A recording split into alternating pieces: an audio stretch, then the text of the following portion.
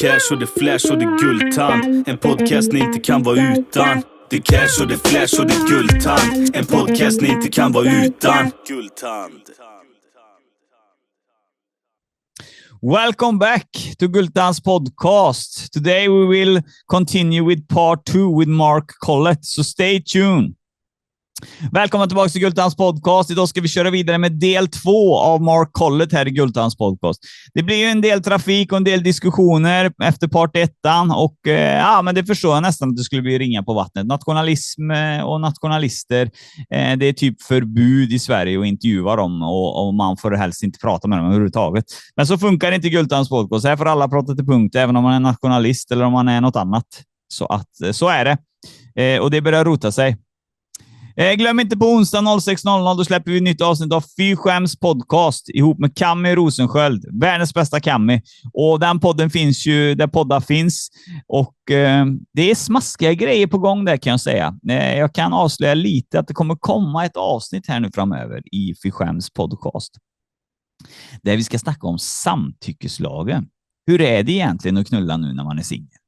Vad ska man tänka sig för? Behöver man ha ett påskrivet papper för att inte åka dit för våldtäkt dagen efter? Detta och mycket mer.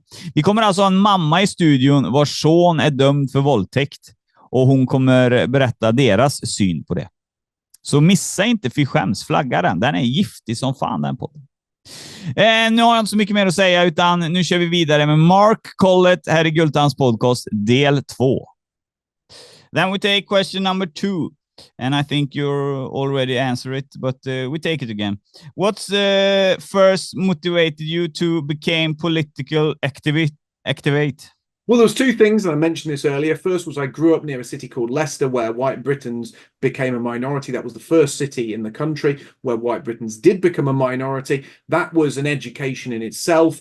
And secondly, when I went to university, I noticed that the only people who were having their free speech curtailed were nationalists. And generally, when somebody's having their free speech curtailed, it means they've got something interesting to say. And when I realized there were groups advocating for white Britons and trying to prevent white Britons from becoming a minority, I wanted to get involved. I wanted to do something, and I wanted to fight back against the replacement of my people. Yes. Then we take number 3. What issue do you consider the most important for the UK today?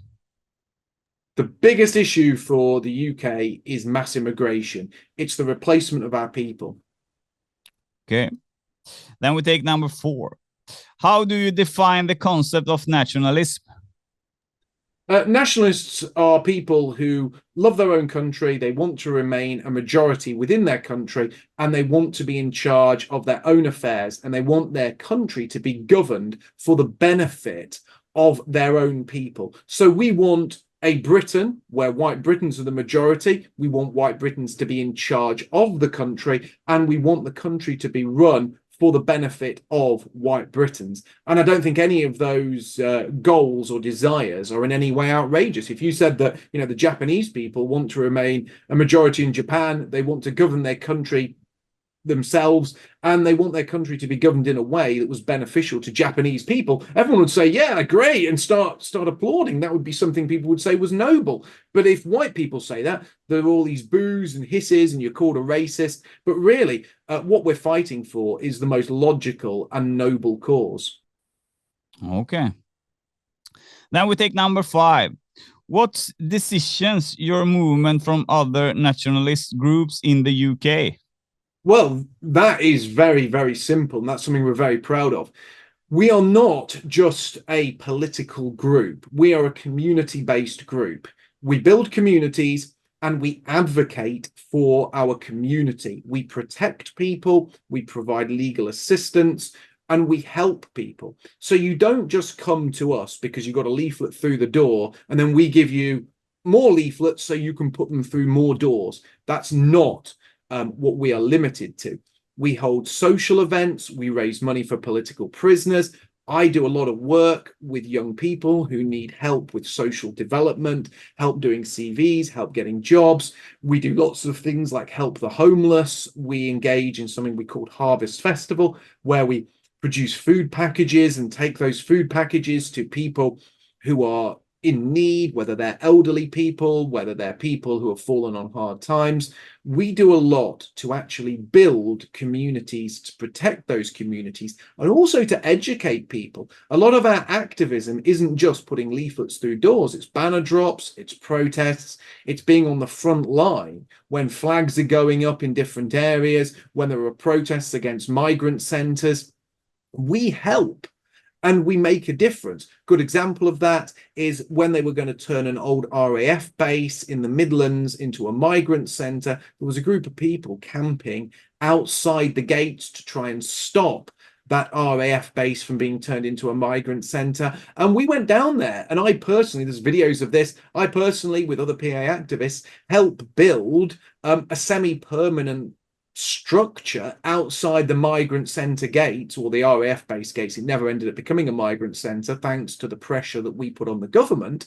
So we do get results as well. But there's video footage of me, building a semi-permanent structure there that people could live and eat in to help other groups with their activism. So we do so many different things. It would be hard to list them all now, but this makes us very, very different from, say, a normal political party that puts out a few leaflets, stands in elections, and then disappears for the rest of the year. We're active all year round.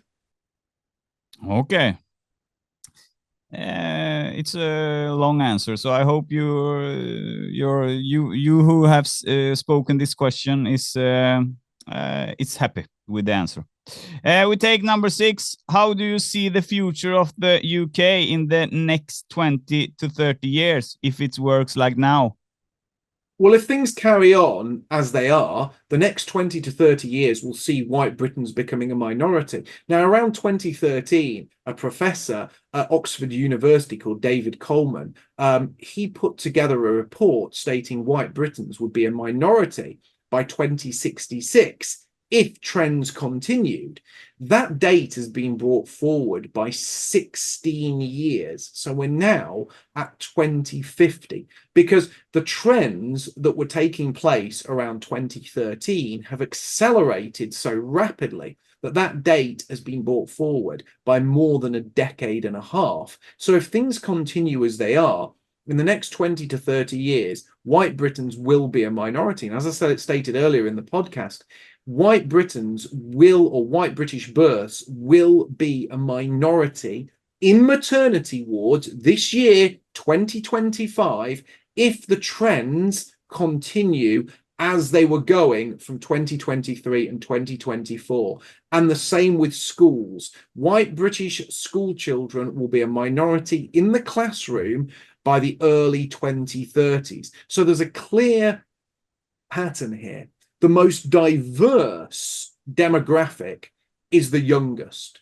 The most homogenous, the most white British demographic are the demographics you will find in old people's homes and in care homes. The oldest people are the most white British, the youngest people are the most diverse. This tells you that something is coming because the future of a country is not in the care homes or the old people's homes. The future of a country is in the maternity wards. And the maternity wards are the place across the nation where white Britons are the closest to being a minority on a national level, which is very worrying. And all the trends that I've discussed over the last sort of roughly an hour, they are accelerating. They're not a constant. So each year, things get worse. They don't remain the same and they don't get better.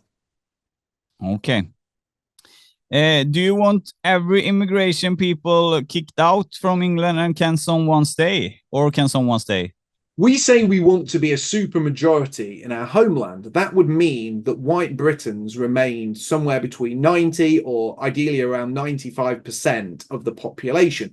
We accept that there will be some people who've come to England that have played a productive role. We acknowledge that there are people of mixed race heritage that identify with the white side of their family tree. And we have never said that every single person who has set foot on British soil that isn't of white British extraction must go.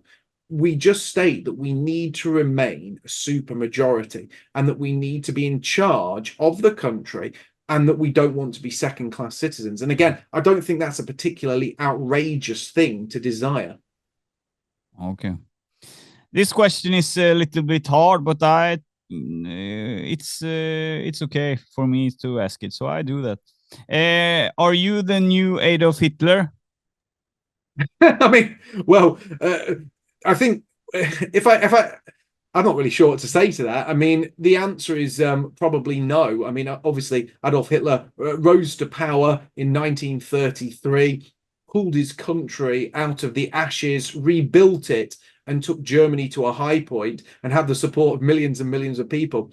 I don't think I have that kind of power. I don't think I have. I don't think I'll ever have that kind of power. And I think what happened in 1930s Germany was very much a product of the time, and we live in very, very different times. So I'm not sure we're ever going to get another man who is quite like Adolf Hitler. I think probably the closest we have to a Hitler-style character is maybe Donald Trump. And I say that not because their policies are the same, but because Donald Trump has that kind of support from people around him. He's built sort of a cult of personality around him in the way that he operates, and he's built his own movement, which is more independent of the existing political infrastructure in America. But I wouldn't say that I have either the power, the funding, or the support that Hitler had. I think that, you know,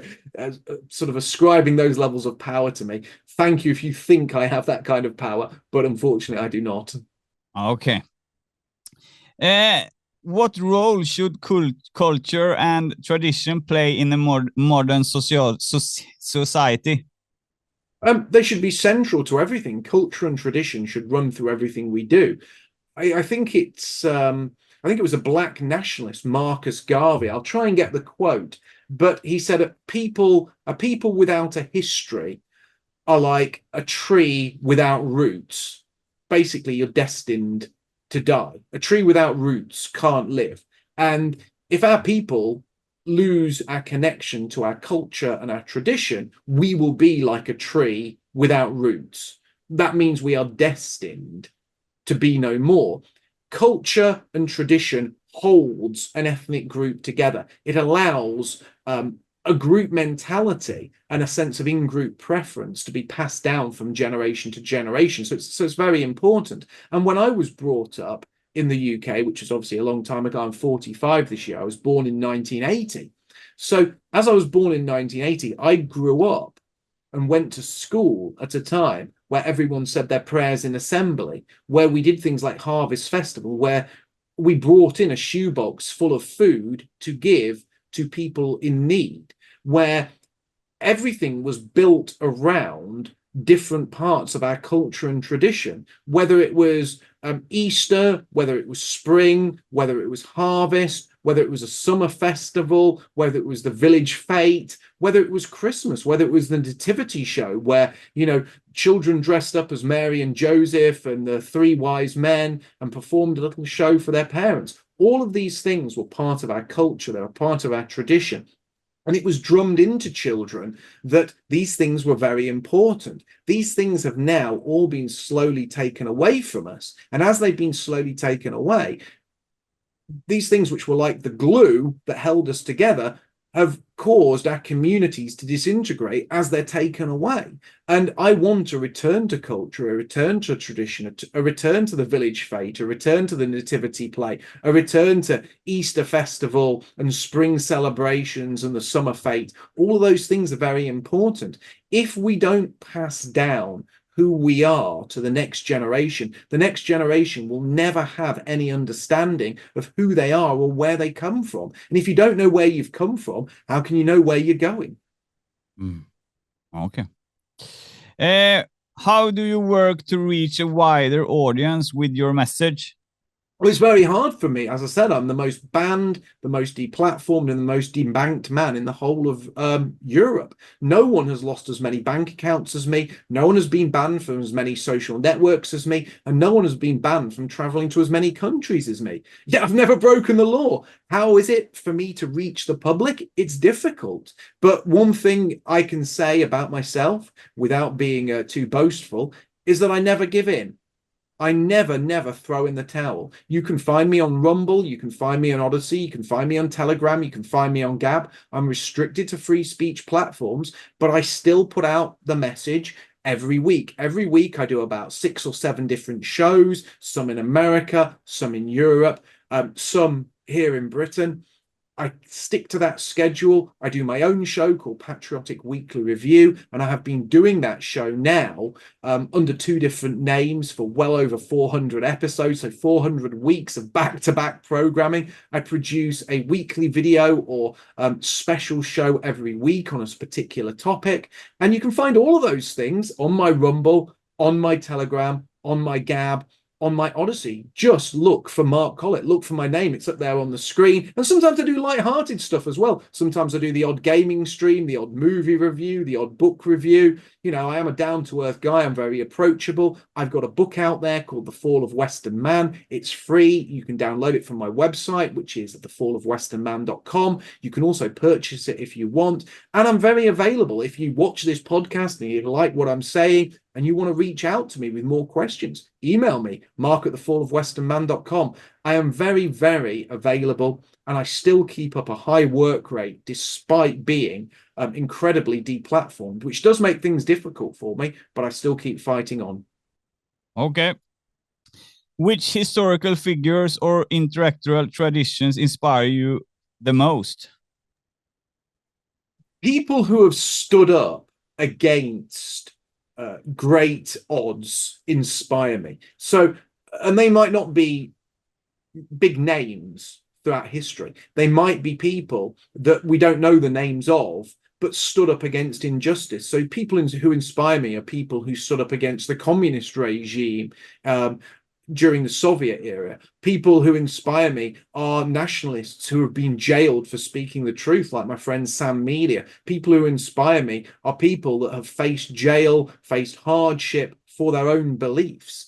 People who inspire me are people who stand up for what is right when all the odds are stacked against them. And throughout history, I look at different nationalists throughout the ages who have given an incredible amount for our people, whether they're British, whether they're American, whether they're European. Many of these nationalists have faced great hardship, but they stood up regardless. They were counted and they did the best for their people. That kind of thing inspires me. I like stories of, if you want a historical example, I like stories like the Battle of Thermopylae or the Battle of the Gates of Vienna, where Europeans were greatly outnumbered but stood strong. Rorke's Drift is another example. Europeans greatly outnumbered but stood strong against overwhelming odds, you know, plucked up their courage, fought to the end, and managed to defend their people, their homeland, and won great victories against overwhelming odds. That kind of heroism inspires me. Okay. How do you see the role of social media in politics? I see social media in 2 ways. Firstly, social media is good at getting a message out very quickly, and it is important in influencing the masses. But I also see social media as quite dangerous because you can get addicted to it, and there's a lot of people who think social media is the be-all and end-all. It is important, and it is good for spreading a message, and it's great to build a counterculture on social media. However, we can very easily be banned from social media, and sometimes people focus so much on social media, they forget that there is a real world out there. They forget that there are people out there on the street who need your help that aren't on social media. And I urge everyone, yes, be active on social media, but also be active in the real world. Speak to your neighbors, speak to your family members, speak to your friends, do things within your local community to bring people together in the real world, because real world bonds and real world activity is more important, more genuine, and more fulfilling than just sitting on your phone or looking at a computer screen. You need those real world interactions to build a real community so we can take real power. Yes. We take next question. Do you know NMR in Sweden? Nordiska motståndsrörelsen. Are you the same as them? Sorry, can you repeat the question? Do you know the NMR, Nordiska motståndsrörelsen? Nordic resistance. Yeah, I know the Nordic resistance. They're nice people. I know Andreas Johansson. He came to visit us in the UK. He's a real gentleman. Everyone I've met from the Nordic resistance are nice people, gentlemanly, smart, polite, erudite, very brave people, willing to stand up for ethnic Swedes. I know they get a lot of repression. I know that the state comes down very hard on them.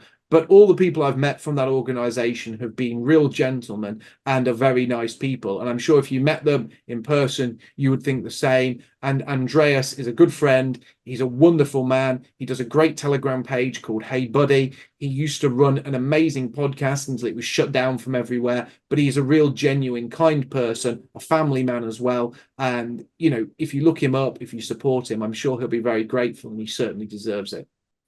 Okay. In your view, what qualities make a strong political leader? Well, honesty, courage, and the ability to remain upbeat and buoyant. When you're a leader, it's very easy to lead in good times. Being a leader is something that is very easy when everything's going well, when everything's going your way, when you're winning.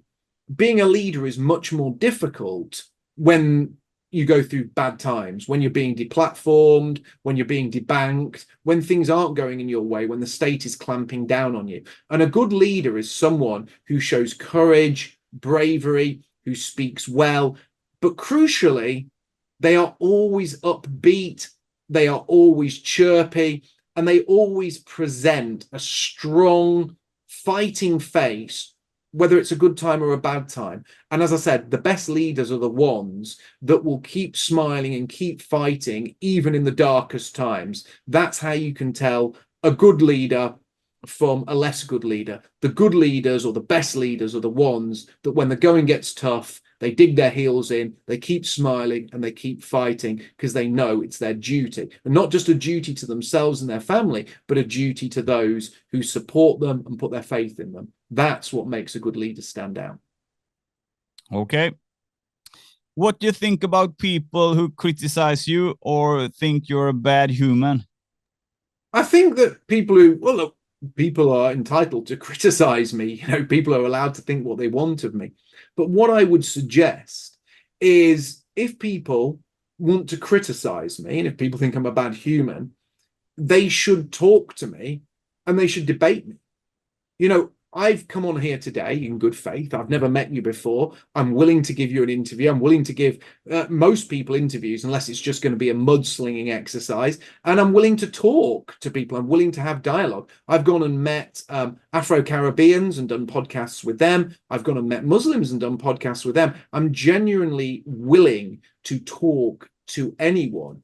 But you can call me many things, but I said earlier, you can't call me a liar. The facts speak for themselves. Now, somebody can say that they're a fan of multiculturalism, they're a fan of immigration, but what they can't say is that mass immigration isn't happening. What they can't say is that white Britons aren't going to be a minority. Everything I've said is true, and people can dislike me for telling the truth, but that doesn't change the facts of what I've said. Okay. How do you balance tradition with the realities of the globalized world? Well, the globalized world needs to be largely dismantled and done away with. The globalized world destroys our tradition, it destroys our culture, it homogenizes people, and it strips people of community. I'll give you a perfect example. When I was a little boy, there was no supermarkets, there was no Amazon. You know, my mum used to take me out every day. We'd go to the butchers, we'd go to the bakers, we'd go to the greengrocers. She'd buy what we needed for tea on that day. We'd walk around our village, and there was a sense of community. Now village life in Britain has been destroyed. There aren't butchers, greengrocers and bakers. There's just big supermarkets. There's just Amazon deliveries. Globalization in some ways might have made things easier for us, but sometimes the easy path isn't the right path.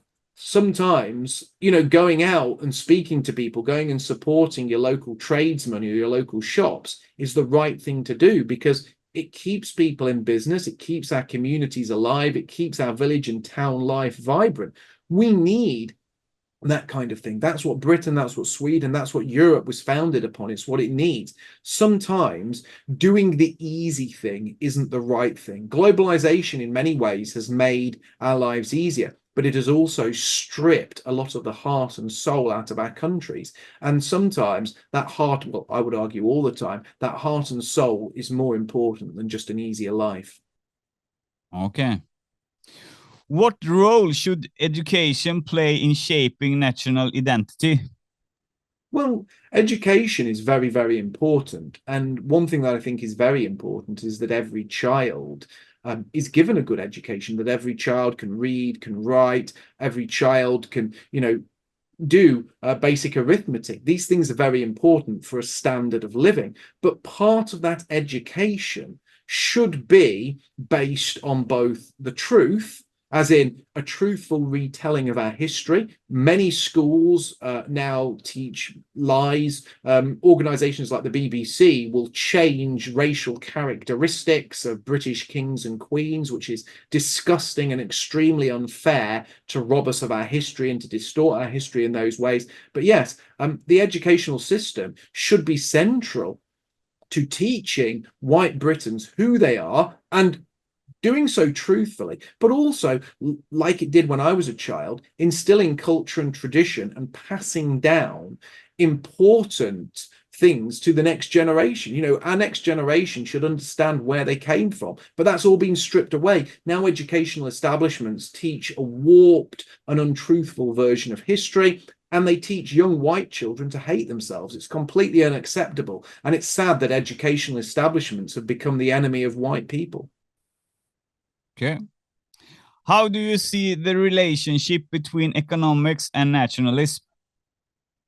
Well, economics is always important, but unfortunately, economics has been put before the good of people. The economy should be there. Well, money should be there to serve the economy, and the economy should be there to serve the people. That's the order of the world, or the order that the world should be ordered in. So money is there as a tool to serve the economy, and the economy is there as a tool to serve the people. However, now people are there as a tool to serve the economy, and the economy is there as a tool to serve money. Everything from an economic perspective has been turned on its head, and people chase money, they chase materialism. The economy is our new god. Money is our new god, and that's very, very sad. So politicians say, well, look, if you want the economy to keep growing, if you want money to keep coming in, we need to keep growing the population. We need to keep immigrants coming in. Immigrants do low-paid jobs. They force down wages. They make the economy stronger. They make GDP bigger. I don't care. I'd rather have a smaller GDP. I would rather have less money. I would rather the economy completely tanked, but I lived in a white country, than have a strong economy full of people that I don't relate to or were brought here to replace me. And what's more, the economy is often presented in a very disingenuous fashion. Sure, GDP goes up, but is GDP the real barometer of a happy life? No, it isn't. What would you rather have? A greater GDP, but have 1,000 people that don't speak your language living in the same town as you, so you can't get medical care, the scarcity of goods, it takes you hours to get anywhere because there's traffic, your daughters are being harassed, but GDP has gone through the roof. Or would you prefer a lower GDP, a lower population density, a homogenous town or city, and a place where there are parks that are clean and sanitary and there aren't gangs hanging around them, a place where your mum can get an appointment at the doctor's because she's not feeling well, a place where when there's an accident, there's no waiting list, At the NHS, you can go straight in and see a doctor or a nurse. GDP and the economy have been made our gods, but they're false gods. And people should focus on things which are more important. Things like community, things like family, things like nature, things like spending time amongst your own people. The economy is something which has been used against us and should never be put above the good of our people's well-being or our racial integrity. Okay. And now it's some hard English here. We should see. What is the most common misconception people have about your beliefs?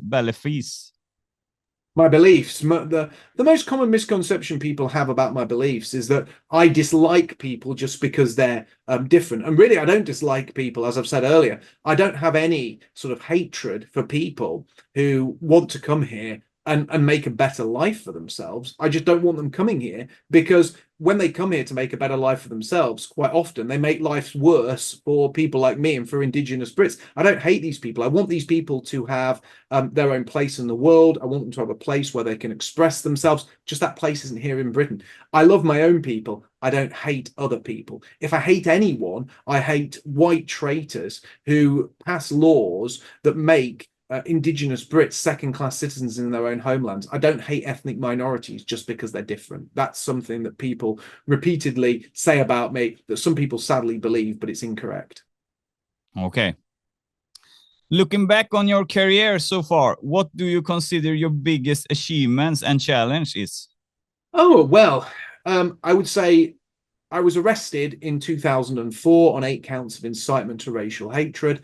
I was only a young man at the time. It was the biggest political trial, one of the biggest political trials in British history. I was found not guilty on all 8 counts. That was a huge win for free speech and something I did when I was only in my early 20s. So that was quite an achievement. I was also the man who designed all the publicity material that got numerous BNP candidates elected, including getting people elected to the European Parliament and to the Greater London Assembly. Again, I did that when I was very young, so that was a huge achievement. No one else has come close to doing anything like that before, and haven't repeated it since. I also set up Patriotic Alternative, which was a huge undertaking. And one of the things that I'm very proud of is I have written a book and I've produced, as I said, well over 400 episodes of a weekly podcast, which has appeared under 2 names. It's now called Patriotic Weekly Review. Before that, it was called This Week on the Alt-Right.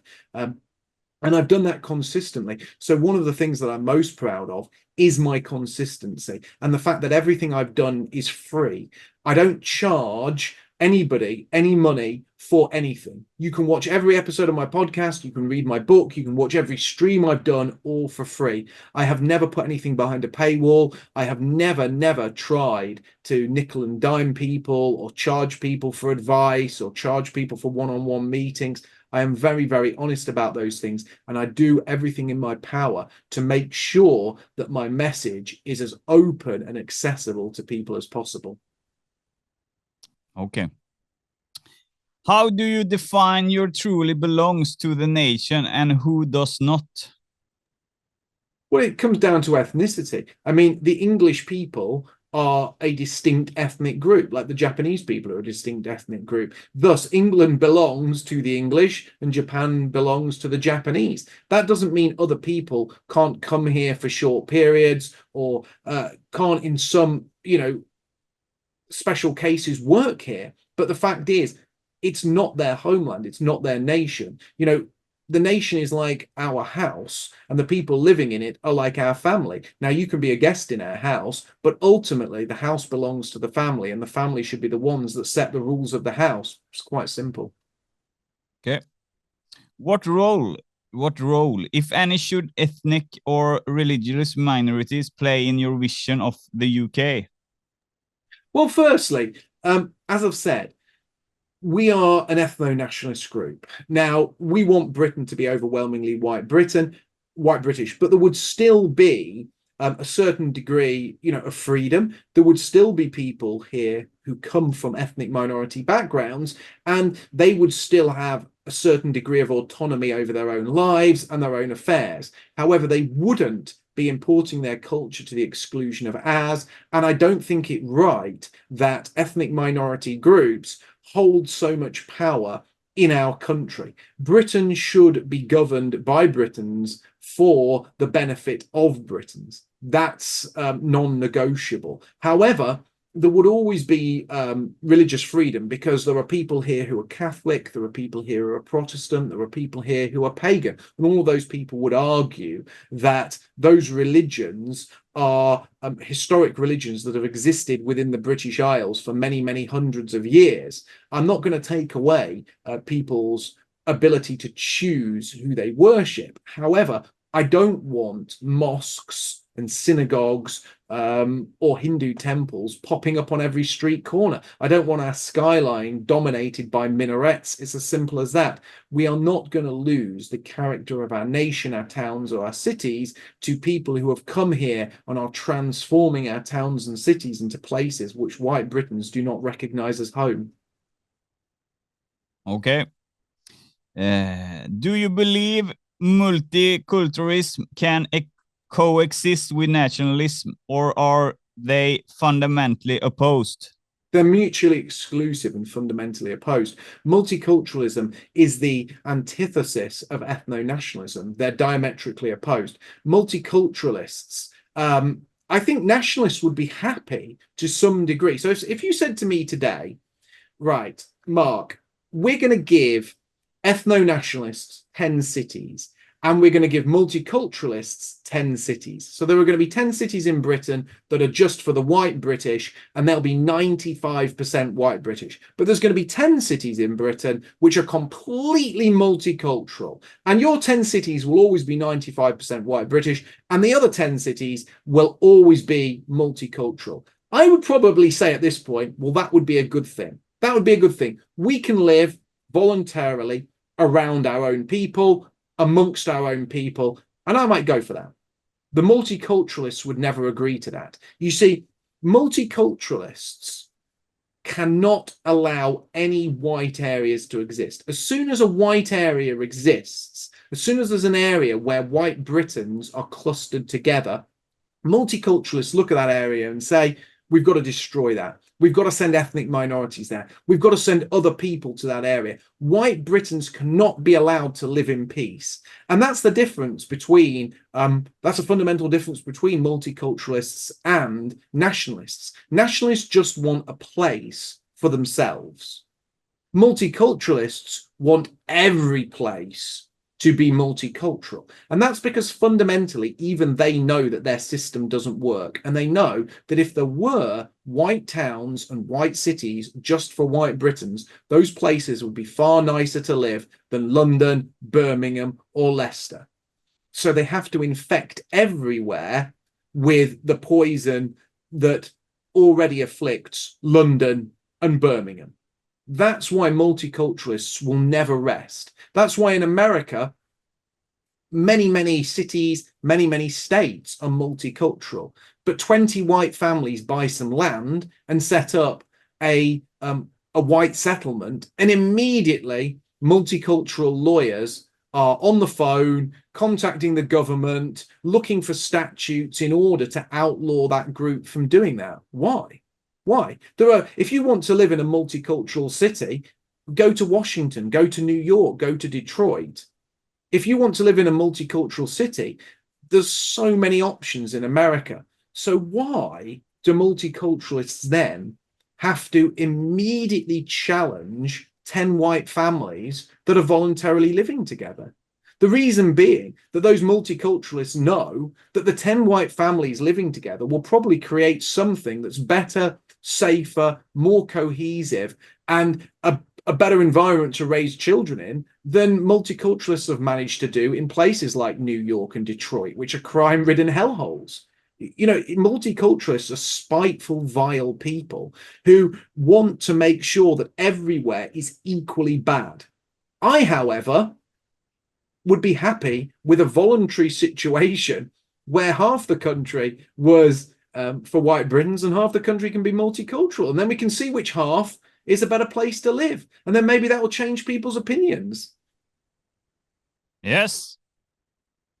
And we have, should we see here, we have, yes, we have that. How do you respond to those who argue that your ideas could increase division within society? How would my ideas increase division? The division has been created by bringing people to Western nations that are different to the indigenous people. Division is created by bringing in multiple groups who all speak different languages, have different religions, and all compete for resources. That kind of competition is what creates division. Multiculturalism naturally creates division. Ethno-nationalism in a homogenous society reduces division. If you live around people who all speak the same language, who all have the same goals, who all have the same values and share the same culture and tradition, there isn't division. Division is not created by nationalism. It's created by immigration and multiculturalism. I am doing the opposite of creating division. I am saying, let us live together with people who share the same values so there isn't division. Okay. What place do immigrants and their descendants have in your vision of the future UK? Immigrants and their descendants have a place on a boat or a plane as we send them home. Oof, Look, that's I've hard. already said, we are happy for Britain to be sort of 95% white British. We acknowledge that there will always be some migrants who stay in the UK, whether they be fellow Europeans that have assimilated, or whether they be people who have come here and brought special skills and done things for the nation which are outstanding. Those people would not be persecuted for who they are, and those people would have to understand that the country is a white British country. That would mean they would have to speak the language. That would mean they would have to follow our ways. They would have to embrace our culture and our tradition. They would be a minority, but they wouldn't be persecuted for being a minority. But to remain here, they would be expected to live by our ways. That means no full face coverings. That means speaking the language. That means that nobody can come here and immediately start claiming benefits. That means if you are here, you have to have a job. If you are here, you can't commit criminal acts. If you've come here and you commit criminal acts, you've got to go. It's as simple as that. You know, the small number of migrants we would allow to remain would be expected to live by our house rules. And if they did that, we'd get along fine. Okay. That was all the questions, and I thank you very much for this interview and that you took your time to be here in Guldtands Podcast. Well, look, thank you so much for inviting me. I've had a really nice time. It's been a great interview. I've really enjoyed your company. I hope to meet you in the future. Anyone that's enjoyed this, follow me on Rumble, Odyssey, Gab, and Telegram. Just look me up, Mark Collett. You can see my name in the corner down there. Plenty of stuff available for free there, and you can also download my book or purchase a copy of The Fall of Western Man. You can find that simply by Googling it, and you can reach out to me at mark@thefallofwesternman.com if you need any advice, need any help, have any feedback for me, or wish to book an interview yourself. It's been a really, really good show. Thank you for having me on and giving me this chance to air the truth about what happened to me in Sweden, and I hope to meet you in the future. That would be a real pleasure. Yeah. Same to you. I think it was a good interview. What do you think about my English? Working good for interviews? We've had a great interview, and we couldn't have done it without your understanding of English. And I can assure you of one thing, your English is far better than my Swedish. I can't speak any foreign languages. It's something I'm not very good at. So I'm very, very grateful that you've managed to speak English so well to allow this to be such a good and productive interview. Thank you so much. Yeah, thank you, sir.